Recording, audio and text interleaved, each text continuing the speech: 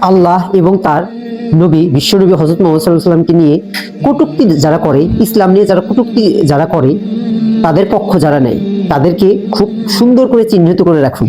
এরাই ইসলাম দেশ ও মানবতার শত্রু। তারা আল্লাহর বিপক্ষে কথা বলে, তাদের পক্ষ যারা নেয়, ইসলামের বিপক্ষে কথা বলে, তাদের পক্ষ যারা নেয়, মনে রাখবেন তারা স্বার্থের জন্য এগুলা করতেছে। সামনে নির্বাচন, ভোট লাগবে, ভোটের জন্য সবার কাছে সহানুভূতি দেখাইতেছে, মানবতা দেখাইতেছে। এগুলো তো মানবতা না, এগুলো হলো ইসলাম বিদ্বেষী। কারণ অন্যায় যে করে আর অন্যায়কে যে প্রশ্রয় দেয় উভয় সমান।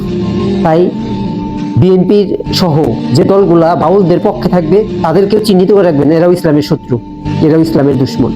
এবং যারা ইসলামের দুশমন তাদেরকে কেউ ভোট দিবেন না। ইসলামের পক্ষে যারা, যারা বাউলদের বিপক্ষে, বুঝতে পারবেন তারা আল্লাহর পক্ষে। যারা বাউলের বিপক্ষে তারা নবী রাসূলের পক্ষে। যারা বাউলের বিপক্ষে তারা ইসলামের পক্ষে। তাদের পক্ষে কাজ করুন, ইনশাআল্লাহ ইসলাম দেশ এবং মানবতার হয়ে কাজ করুন। ইনশাআল্লাহ ইসলামের বিজয় এই দেশে হবেই হবে, ইনশাআল্লাহ।